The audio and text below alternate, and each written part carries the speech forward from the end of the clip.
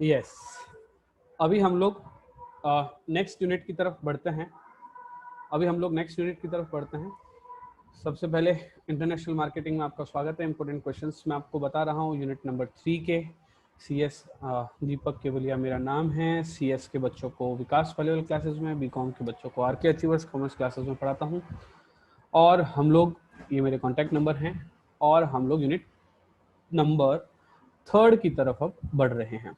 Unit number 3 में अगर आप देखेंगे तो एक ही क्वेश्चन को अलग अलग शब्दों में पूछा जाता है, जिसका क्वेश्चन का नाम है what is the international pricing policies, या फिर व्हाट आर मेजर पॉलिसीज, या फिर determine the process of pricing decision in international market, या फिर फैक्टर अफेक्टिंग प्राइसिंग डिसीजन, या फिर डिटर्मिनेंट्स ऑफ प्राइसिंग डिसीजन। इस तरह का अगर कोई क्वेश्चन बनता है तो उसका क्या हमारे आंसर रहेगा, वो अभी अपन डिस्कशन करना शुरू करते हैं। सबसे पहली बात कि प्राइसिंग पॉलिसी का मतलब होता क्या है। प्राइस का मतलब मूल्य डिसाइड करने की पॉलिसी। तो कोई भी इंटरनेशनल मार्केट में अगर हम अपना सामान बेच रहे हैं तो हम प्राइस कैसे डिसाइड करेंगे। तो सबसे पहली बात हम देखेंगे वो चीज बनी कितने में, हमारी कॉस्ट। उस कॉस्ट के अलावा हमने अगर उसको बनाने के लिए कोई लोन वगैरह ले रखा है मशीन वगैरह खरीदने के लिए, तो उस लोन के ऊपर लगने वाला इंटरेस्ट, उसके अलावा हमारे रेंटल चार्जेस वगैरह, या फिर हमारी फीस फॉर सर्विसेज, या फिर हमारे हमारे जो है दूसरे जो चार्जेस वगैरह होते हैं, उन सबको ऐड करके गुड्स बेचना है तो कॉस्ट होगा, सर्विसेज बेचना है तो हमारी खुद की जो सर्विसेज दे रहे हैं तो उस सर्विसेज पे हमारी लगने वाली लागत, इन सबको ऐड करके प्राइस डिसाइड की जाती है। अब प्राइस डिसाइड करने के लिए मेजर पॉलिसीज है, अलग अलग पॉलिसीज बना रखी है। तो सबसे पहली जो पॉलिसी है, अच्छा पहली बात, हर एक जगह पर अलग अलग डिसीजन लेना पड़ेगा। जैसे हम किसी नए मार्केट में एंटर हो रहे हैं जहां पे ऑलरेडी बहुत सारे लोग हमारे कॉम्पिटिटर्स हैं, तो हम लोग क्या करेंगे, हम लोग देखेंगे कि ये लोग सस्ता बेच रहे हैं कि महंगा बेच रहे हैं। ये लोग सस्ता बेच रहे हैं, इससे भी सस्ता बेच रहे हैं। इन लोगों की क्वालिटी कैसी है, तो उस क्वालिटी को हम लोग चेक करेंगे। उस क्वालिटी के हिसाब से थोड़ी सी बढ़िया क्वालिटी बनाकर थोड़ा सस्ता सामान बेच देंगे। तो पहला चीज क्या हो गया कि हम ऐसे मार्केट में घुस रहे हैं तो हम लोग प्राइस क्या रखेंगे, कम रखेंगे। अगर हमारा गुड्स बहुत अच्छा है, जैसे एप्पल का आईफोन है, वो इंटरनेशनली जब इंडिया में आया तो लोग उसकी लाइन लगा के खड़े थे, लेकिन वो महंगा था तो उन्होंने हाई प्राइस पर बेचा।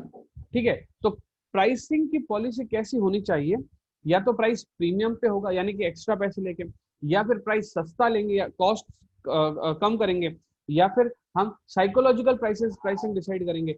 तो प्राइसिंग पॉलिसीज जो होती है, कौन कौन सी पॉलिसीज होती है, तो पहले मैं आपको बोल के बता देता हूँ, फिर उसको एक्सप्लेन भी करूंगा मैं। प्राइसिंग एट अ प्रीमियम, दूसरा होता है प्राइसिंग फॉर मार्केट पेनिट्रेशन, तीसरा होता है इकोनॉमी प्राइसिंग, चौथा होता है प्राइस स्कीमिंग, पांचवा होता है साइकोलॉजी प्राइसिंग, छठा है बंडल प्राइसिंग, और सातवां है ट्रांसफर प्राइसिंग स्ट्रेटेजी। ये सब प्राइसिंग की स्ट्रेटेजीज हैं। मैंने आपको पहले भी कहा था पेन पेपर लेके बैठो, तो पहले तो आप इन सबको नोट कर लो, सातों के सातों प्राइसिंग पॉलिसी को नोट कर लो। फिर मैं आपको बताता हूँ, बैक जाओ नोट करो, फिर मैं आपको बताता हूँ कि हर एक में क्या क्या लिखना है। दो दो लाइनें हर एक की मैं आपको बता देता हूँ। सबसे पहली आपकी प्राइस मैंने बताया था प्राइसिंग एट प्रीमियम।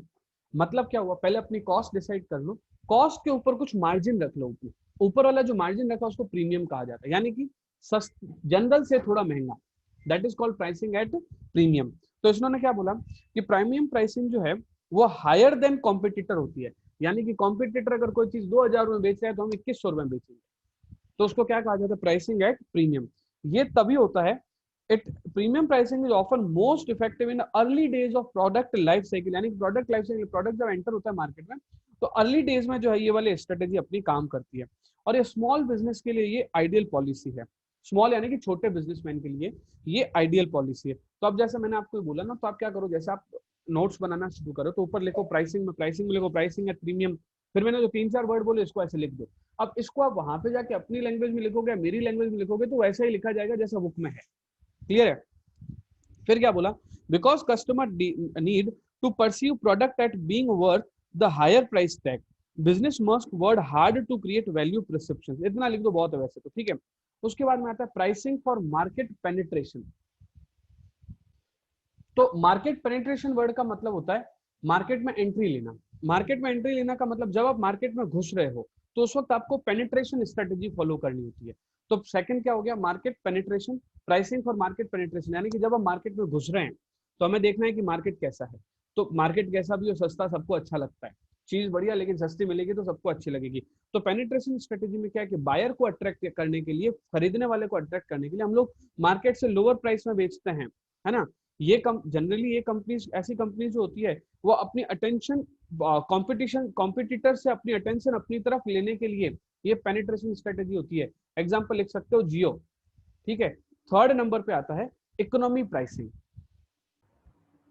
तो इसमें इकोनॉमी प्राइसिंग में क्या होता है कि व्यक्ति अपनी कॉस्ट को ही कम कर देता है, फालतू एडवर्टीजमेंट वगैरह में ज्यादा खर्चा करता नहीं है ना।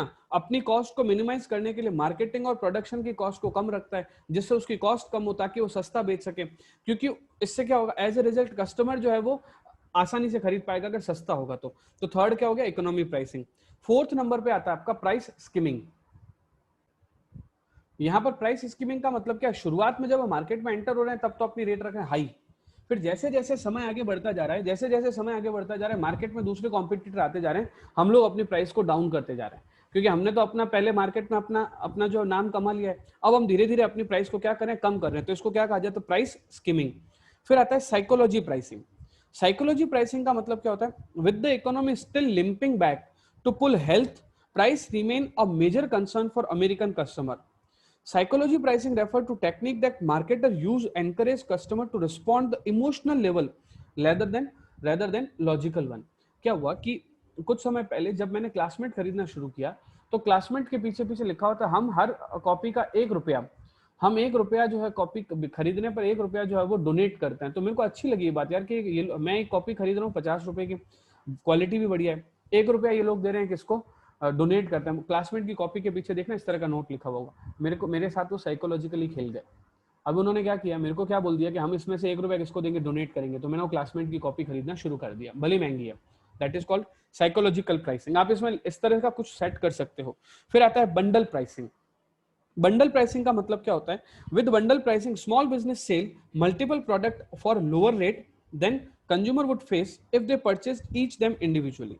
Not only in bundling goods an effective way of moving unsold item then are taking up space in your facility, but it can also increase the value perception in the eyes of your customer since you are essentially giving them something for free. Bundle pricing is more effective for companies that sell complementary products, है ना। Bundle pricing, paste के साथ brush free, पहले ऐसा होता था पता है। तो क्या होता था, वही पेस्ट खरीदा जाता था जिसके साथ ब्रश फ्री आता था। तो ये बंडल प्राइसिंग हो गई। पेस्ट 50 रुपए ले लिया, उसके ब्रश उसमें फ्री दे दिया, ठीक है। अभी क्या होता है, बंडल प्राइसिंग का मतलब क्या होता है, कुछ सस्ती चीजों को फ्री में दे देना या फिर कुछ चीजों को सस्ती बेचना और कुछ चीजों को महंगी बेचना। जैसे मेरे को फैशन ग्रीन बहुत अच्छा लगता है क्योंकि उसमें कई सारी चीजें सस्ती मिलती है, लेकिन साइमल्टेनियसली कई बहुत सारी चीजें महंगी भी है, तो भी वहां पे जा रहा हूं मैं। That is called bundle pricing. Last है ट्रांसफर प्राइसिंग स्ट्रेटेजी। इसके अंदर बहुत ज्यादा अच्छा मैं कुछ बता नहीं सकता हूं, बट फिर भी ठीक है, मैं थोड़ा सा बता देता हूं। Prices of goods transferred from a company operation or sale unit in one country to its units elsewhere, which refers to intercompany pricing or transfer pricing, may be adjusted to enhance ultimate profit. जैसे मान लीजिए एक ही company के दो अलग अलग segment है, एक सेगमेंट इंडिया में, एक सेगमेंट फॉरेन में। तो इंडिया वाला सेगमेंट अगर फॉरेन वाले सेगमेंट को अगर चीज अगर सस्ती बेचेगा तो कोई नुकसान थोड़ी है। That is called transfer pricing. तो दोनों कंपनियों का मिला के, जैसे इंडिया वाली कंपनी ने सस्ती चीज अगर ट्रांसफर करी फॉरेन वाली कंपनी को, अब फॉरेन वाली कंपनी आगे बेचेगी उसको फिनिश प्रोडक्ट बना के, तो सस्ता बेच सकती है ना।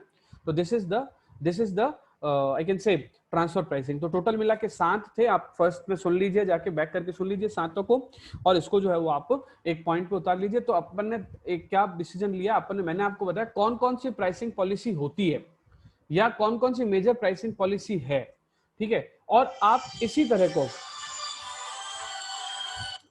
तरह की चीजों को प्राइसिंग डिसीजन लेने के समय क्या क्या चीजें ध्यान रखनी चाहिए। तो आप इसको ये जो सेकंड मैंने स्लैश करके जो सेकंड क्वेश्चन लिख रखा है, इसमें भी आप जो है वो यही आंसर लिख सकते हो, ठीक है। तो अब मान लीजिए क्वेश्चन अगर क्वेश्चन ये पूछ लिया जाता है, अगर मान लीजिए क्वेश्चन ये पूछ लिया जाता है कि ये वाला, इसको मैं थोड़ा सा अलग कर देता हूं ताकि ये थोड़ा सा क्वेश्चन ये वाला अलग है उससे पहले वाले से। ये वाला क्वेश्चन है ना, factor affecting pricing decision, factor affecting pricing decision factor affecting pricing decision या फिर डिटरमिनेंट्स ऑफ प्राइसिंग डिसीजन, यानी कि आप प्राइसिंग डिसीजन लेते वक्त क्या क्या बातें ध्यान रखोगे। वैसे देखो मैंने समझा तो दिया है प्राइस होती क्या है। अब प्राइस डिसाइड करते वक्त क्या चीजें ध्यान में रखनी है अपने को। सबसे पहले अपने बिजनेस का ऑब्जेक्टिव क्या है, सिर्फ इंडिया में बेचना चाहते हैं कि फॉरेन में बेचना चाहते हैं। इंडिया में बेचना चाहते हैं, फॉरेन में बेचना चाहते हैं, तो हम ज्यादा सेल करना चाहते हैं कि ज्यादा प्रॉफिट कमाना चाहते हैं, है ना। हमारी प्राइसिंग पॉलिसी किस तरह की होनी चाहिए, हम लंबे समय तक चलने के लिए आए कि कम समय तक चलने के लिए आए, तो इस तरह की बातें हमें ध्यान में रखनी होती है। फिर कॉस्ट ऑफ प्रोडक्ट, कि हमारे को चीज पड़ी कितने में। कोई भी, अरे मैं आपसे पूछ रहा हूँ, आप दुकान खोलते हो, अगर आप दुकान खोलते वक्त आप प्राइस डिसाइड करने से पहले क्या क्या चीजें ध्यान रखोगे। मैं मेरी अगर मान लीजिए कि अगर मेरी कोई स्टेशनरी की दुकान है, तो मैं देखूंगा मेरे को मिला कितने में, तो कॉस्ट कितनी है मेरी, पंखा चल रहा है, ऊपर लाइट चल रही है, एसी चल रहा है, स्टाफ को सैलरी देनी है, उन सबका भी तो इसमें से निकालना पड़ेगा। तो हम लोग क्या देखेंगे, कॉस्ट ऑफ द प्रोडक्ट। फिर देखेंगे मार्केट पोजीशन, मार्केट में अपनी क्या पोजीशन है, कॉम्पिटिटर क्या प्राइस रख रहा है। जैसे मान लीजिए मैं ही पेन बना रहा हूँ, मार्केट में वैसा का वैसा पेन 5 रुपए का, तो मेरा 8 रुपए में कौन खरीदेगा, तो कॉम्पिटिटर की प्राइस। फिर डिस्ट्रीब्यूशन चैनल पॉलिसी किस तरह की है। फिर प्राइस इलास्टिसिटी और डिमांड इलास्टिसिटी किस तरह की, यानी कि मैं भी सस्ता कर देता हूँ, सारे ग्राहक मेरे पास में आएंगे, बाकी वाली दुकान उठ जाएगी, फिर मैं ज्यादा करके बेच दूंगा। फिर प्रोडक्ट स्टेज, यानी कि अपना प्रोडक्ट किस स्टेज पर है। जैसे मान लीजिए अगर बेल बॉटम की पैंट बनाने वाली कंपनी, बेल बॉटम क्या होता था, बेल बॉटम जो है वो इस तरह का, इस तरह उससे ऐसे पैंट होता है, ऊपर से ऐसे छोटी और नीचे से चौड़ी। अब अभी आजकल क्या ऐसे ऐसे शेप में पैंट आती है, पहले ऐसे शेप में पैंट आती थी ना, जो ट्राउजर अपन पहनते हैं। तो अगर वो वाली जो पैंट आ गई, अभी अभी उसका स्टेज क्या आ गया, एकदम डिक्लाइन स्टेज पे, अभी उसको कोई नहीं परचेज करता, वो कितनी भी सस्ती कर दे तो भी नहीं खरीद रहा है। तो कहने का मतलब है कि प्रोडक्ट अपना किस लाइफ साइकिल पे है। प्रोडक्ट डिफरेंशिएशन, यानी कि हमारे जैसे और कौन से प्रोडक्ट मार्केट में जो है अवेलेबल हैं, ठीक है। इकोनॉमिक एनवायरनमेंट, गवर्नमेंट की पॉलिसीज कैसी है, एक्सचेंज रेट क्या है, मार्केट में हमारी इमेज क्या है, इन सब के आधार पर हम लोग प्राइस डिसाइड करेंगे। तो आपके ये दोनों क्वेश्चन मिक्स में भी आ सकता है कि प्राइसिंग डिसीजन अफेक्ट कर, कौन कौन से फैक्टर है जो प्राइसिंग डिसीजन को अफेक्ट करते हैं। तो मैंने आपको बता दिया, object of business, cost of product, market में आपकी पोजीशन, कॉम्पिटिटर की pricing, distribution channel policy, product differentiation, economic environment, government policy. Government policy में गवर्नमेंट की पॉलिसी के आधार पर भी हमारी प्राइस का फर्क पड़ता है। एक्सचेंज रेट क्या है, फॉरेन एक्सचेंज की रेट, डॉलर वगैरह की, और मार्केट में हमारी इमेज क्या है, इसके आधार पर आपको प्राइस को डिसाइड करना है। ये दोनों क्वेश्चन मैंने एक साथ बताए हैं, क्योंकि दोनों क्वेश्चन एक साथ भी आ सकते हैं, अलग अलग भी आ सकते हैं, ठीक है। अगला अपना क्वेश्चन आता है, public relation in context of international marketing.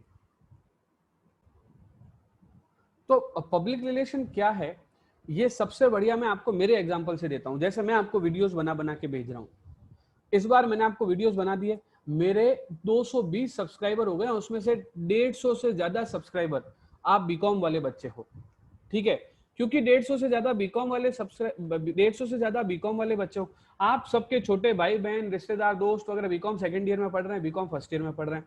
अगले साल आप क्या करोगे, आप मेरी इस मेहनत का फल कैसे दोगे, आप जो है सबको बोलोगे क्या एक सर है, दीपक सर है। वो एग्जाम टाइम में घर बैठे रात को 12-12 1-1 बजे उन्होंने वीडियो रिकॉर्ड करके अपलोड किए, जिससे उनका कोई लेना देना नहीं था। मेरे को इससे कोई बेनिफिट नहीं है, लेकिन मैंने आप सबसे रिलेशन बना लिया। अब आप अगले साल जब भी रेफर करोगे ना, तो बीकॉम सेकेंड ईयर वालों को मेरे पास ही रेफर करोगे, क्योंकि मैंने आपसे पब्लिक रिलेशन बनाया है। और ये मैं बोल दिया है ना, तो आपको हिट भी हो गया कि हाँ यार सर ने मेरी इतनी हेल्प करी, मैं सर के लिए ये तो जरूर करूंगा कि 2 बच्चे जरूर भेजूंगा सर के पास में, ठीक है। या फिर सीएस करने वाले बच्चे को दीपक सर का मैं जरूर बताऊंगा। ये आपके साथ मैंने पब्लिक रिलेशन क्रिएट किया है। तो इंटरनेशनल, ये तो अपना छोटा सा जोधपुर का मार्केट है, इंटरनेशनल मार्केट में इसी तरह से पब्लिक रिलेशन क्रिएट किए जाते हैं।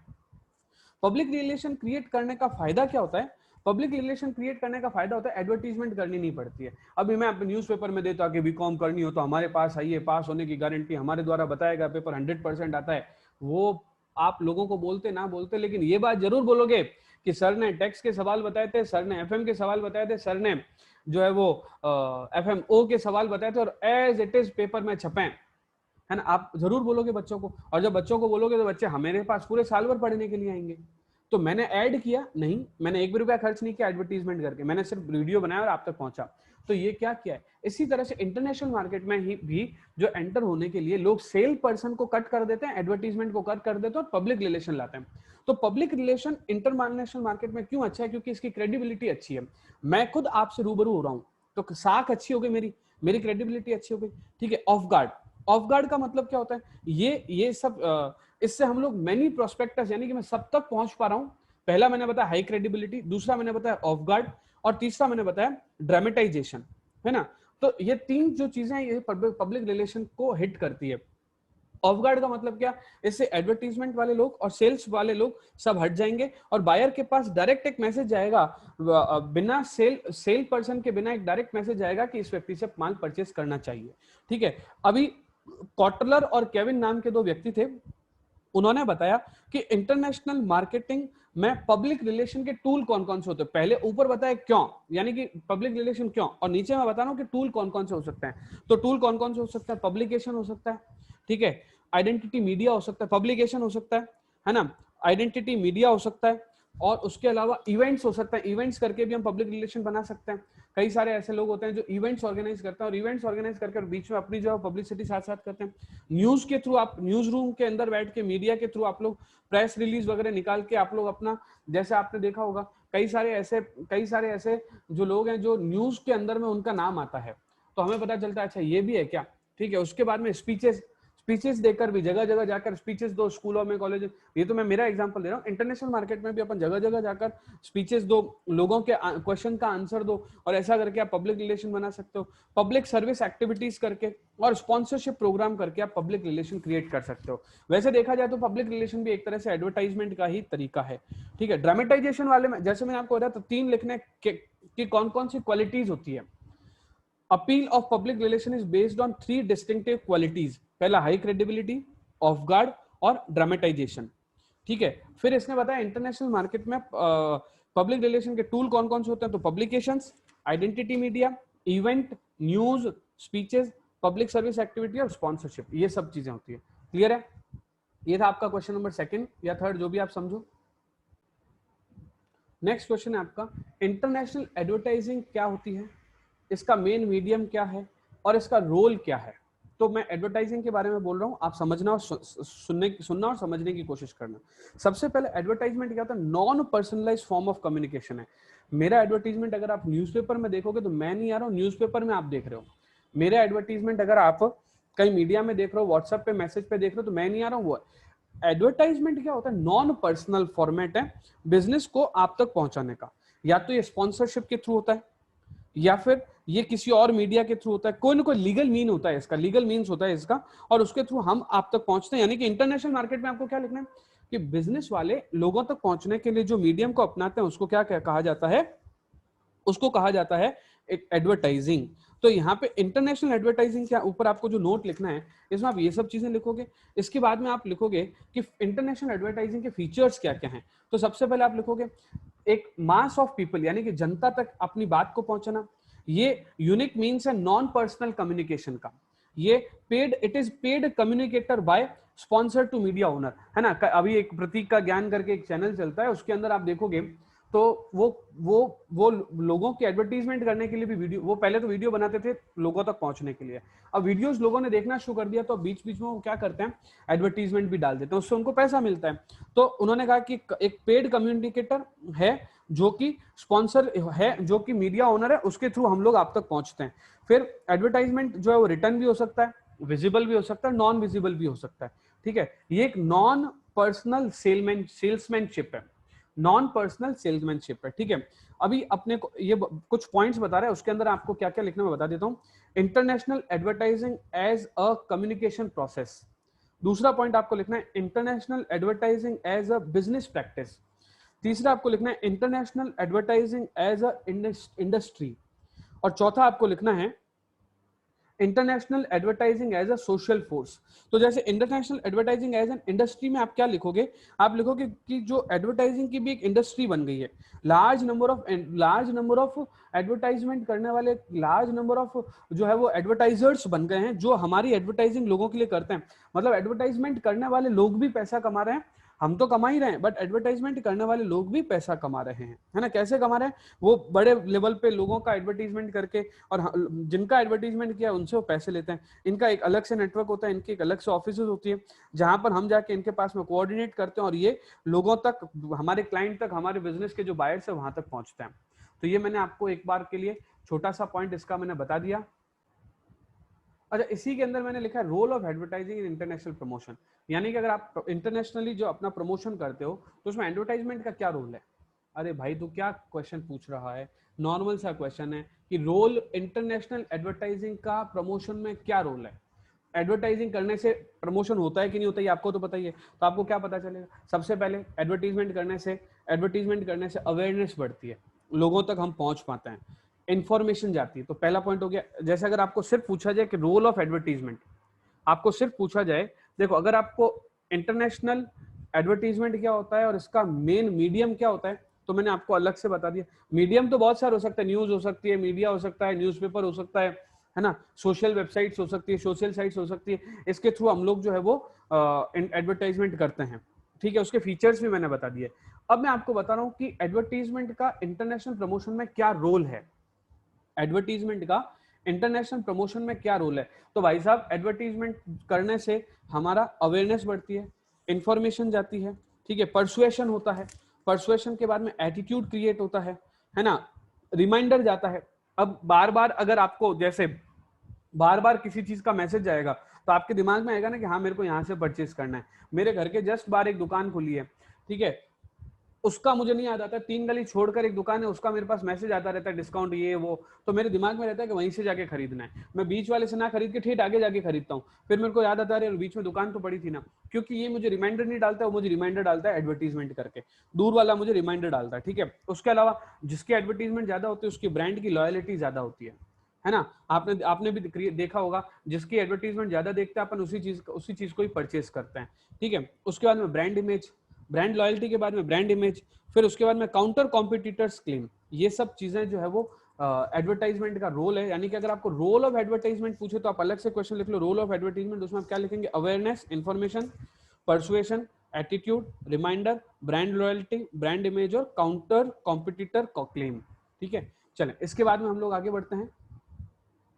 Next, role of promotion in international market. Same ये मेरे से हो गया। ये जो रोल ऑफ प्रमोशन है ना और रोल ऑफ एडवर्टाइजमेंट है, दोनों का आंसर सेम लिखना है। देखो मैं आपको पहले ही बता चुका हूं, अभी तक भी देखा जाए ना तो मैंने आपको सिर्फ क्या बताया, इंटरनेशनल प्राइसिंग पॉलिसी बताया, फिर मैंने आपको बताया कि पब्लिक रिलेशन क्या होता है। पब्लिक रिलेशन मिलता जुलता था किससे, एडवर्टाइजिंग से। एडवर्टाइजिंग का मैंने रोल बता दिया, एडवर्टाइजिंग का जो रोल है वही प्रमोशन का रोल है इंटरनेशनल एडवर्टाइजिंग में। दोनों सेम आंसर लिखना है, आप एकदम मिलते जुलते आंसर लिख सकते हो। ठीक है, उसके बाद में आपका आता है problem of promotion in international market. मैं देख लेता हूं, अगर मेरे पास में इसका आंसर दिख जाता है मेरे को तो ठीक है, मेरे को दिख नहीं रहा है, आप तो आप अपने आप देख लेना इसको। ठीक है, इसके बाद में आता है डिफरेंस बिटवीन डोमेस्टिक और इंटरनेशनल मार्केटिंग। डोमेस्टिक यानी कि घरेलू और इंटरनेशनल यानी कि फॉरेन की। अब आपको डोमेस्टिक और इंटरनेशनल मार्केटिंग के बारे में अच्छे से पता है तो आप इसका डिफरेंस भी मेरे हिसाब से आराम से आप निकाल सकते हो। लास्ट है avenues of entry into foreign market, benefit of global market segmentation. ये क्या है इसको अपन समझते हैं। अभी आपको ये जानकर हैरानी होगी, इसका आंसर वही है जो हमने यूनिट 1 में एक जगह पे पढ़ रखा था कि मार्केट में एंट्री लेने के लिए क्या क्या साधन है, किसी भी फॉरेन मार्केट में एंट्री लेने के क्या क्या साधन है, हमने पहले यूनिट 1 में पढ़ा है, जिसमें मैंने बताया था आपको direct exporting, indirect exporting, licensing, यानी कि मैं अपना लाइसेंस वहां पे दे देता हूं। मेरे पास में कोई पार्ले जी वाला मैंने एग्जांपल लिया था, फर्स्ट वाला देख लो आप, जो आप यूनिट फर्स्ट का है, यूनिट फर्स्ट का वीडियो अगर आपने देखा होगा, नहीं तो आप जाके देख लेना, ये क्वेश्चन का आंसर वहां पे भी। तो मेरी बात सुनो, दिखने में क्वेश्चन भले ही ज्यादा है लेकिन कई सारे क्वेश्चन एक जैसे हैं जिनका आंसर सेम है। जैसे इसका आंसर यूनिट 1 के आंसर का एग्जैक्ट सेम है, कुछ चेंज नहीं करना है कि भैया ग्लोबल मार्केट में घुसने के, फॉरेन मार्केट में घुसने की, एंट्री लेने के क्या क्या तरीके हैं। एवेन्यूज का मतलब तरीके। तो सबसे पहले लाइसेंसिंग दे दो, यानी कि फॉरेन में जाके आप जो है वो अपना पेटेंट ट्रेडमार्क जो है वो लेकर, जैसे मान लीजिए कि मेरा पार्ले जी बिस्किट बनाने का धंधा है, मैं इसका लाइसेंस जो है किसको दे देता हूं, मैं इसका लाइसेंस दे देता हूं किसको, यूएस में, यूएस वालों तुम भी अब पार्ले जी खाओ। तो मैंने लाइसेंस वहां पे दिया है, लाइसेंस किसका, मेरा पेटेंट यूज करने का लाइसेंस मैंने फॉरेन में दिया है। तो एक ये तरीका हो गया। दूसरा फ्रेंचाइजी देकर मैं अपना जो है बिजनेस एंटर कर सकता हूं फॉरेन में। फिर डायरेक्ट एक्सपोर्टिंग, फिर इनडायरेक्ट एक्सपोर्टिंग, डायरेक्टली में एक्सपोर्ट करके और इनडायरेक्टली में एक्सपोर्ट करके। फिर कॉन्ट्रैक्ट मैन्युफैक्चरिंग, यानी कि मैं फॉरेन वाली कंपनी के साथ, जैसे मैंने एग्जांपल लिया था चाइना का, कि सैमसंग के कई सारे मोबाइल वगैरह चाइना बना रहा है, सैमसंग की बैटरीज है, सैमसंग का स्क्रीन है, सेम टू सेम रियलमी है वगैरह, तो उसको चाइना बना रहा है वो। तो चाइना ने क्या किया, वहां पे मैन्युफैक्चरिंग का कॉन्ट्रैक्ट करके जो है फॉरेन मार्केट में एंटर हुआ है। फिर ज्वाइंट वेंचर यानी कि पार्टनरशिप करके और ट्रंकी प्रोजेक्ट करके, ये का ये क्वेश्चन का आंसर मैंने वहां पे दे रखा है आपको, ठीक है। अब क्वेश्चन होता है कि ग्लोबल मार्केट सेगमेंटेशन में आपके बेनिफिट्स क्या क्या हैं। ये तो आप घुस तो गए अंदर, घुसने के फायदे क्या है उसका आंसर आपको यहाँ देना है। घुसते कैसे हैं आपको फर्स्ट मिनट पूछ सकते हैं, फायदे क्या है आपको यहाँ पे पूछ सकते हैं। आपको पूछा जाए what is benefit of foreign market entry, what is benefit of global market segmentation, यानी कि फॉरेन में घुसने से आपको क्या होता है, इसका भी आंसर मैं पहले दे चुका हूं। सबसे पहले हम लोग मार्केट की अपॉर्चुनिटीज के बारे में पता चलता है, मार्केट की अपील के बारे में हम एडजस्ट हो जाते हैं, हम लोग मार्केट प्रोग्राम डेवलप कर पाते हैं, हम प्रोडक्ट डिजाइन कर पाते हैं, ठीक है, हम मीडिया सेलेक्ट कर पाते हैं, हम बेटर सर्विस दे सकते हैं और अपने रिसोर्सेज को यूटिलाइज कर सकते हैं प्रॉपर तरीके से। यानी कि सोचो मैं पहले इंडिया में काम कर रहा था, अब मैं फॉरेन में भी काम कर रहा हूं, तो मेरे को क्या बेनिफिट होगा। तो सबसे नीचे से मैं शुरू करता हूं। सबसे पहले मैं अपने रिसोर्सेज का यूज कर पाऊंगा, फिर मैं कस्टमर को बेटर सर्विस दे पाऊंगा, फिर मैं मीडिया सिलेक्शन आराम से कर पाऊंगा, वेरियस मीडिया में अपने फंड्स को अलोकेट कर पाऊंगा, ज्यादा शहरों में होऊंगा तो ज्यादा एडवर्टाइजमेंट में पैसा खर्च कर पाऊंगा, मैं अपने प्रोडक्ट को अच्छे से डिजाइन कर पाऊंगा, इंडिया वालों के लिए अलग तरीके से, फॉरेन वालों के लिए अलग तरीके से, मैं मार्केटिंग प्रोग्राम डेवलप कर पाऊंगा। क्यों मार्केटिंग प्रोग्राम डेवलप कर पाऊंगा, क्योंकि मैं एक जगह से ज्यादा जगह पर हूं। तो ये सारे जो है बेनिफिट किसके हैं, ग्लोबल मार्केट सेगमेंटेशन के या फिर फॉरेन में एंट्री लेने के। ये था आपका यूनिट नंबर 3। मैंने आपको विद आंसर्स बताया यूनिट नंबर 3, पूरा देखोगे 30 40 50 मिनट में आपका पूरा हो चुका है। तो मेरे हिसाब से आप अगर इस वीडियोस को सुन के आगे बच्चों को भी रेफर करो ताकि दूसरे बच्चों को भी इसका बेनिफिट मिले। कमेंट बॉक्स में कमेंट भी करते रहो ताकि थोड़ा सा वीडियो जो आगे आता रहे, ठीक है। चलो थैंक यू सो मच। अब अपन नेक्स्ट वीडियो में आते हैं यूनिट नंबर 4 में।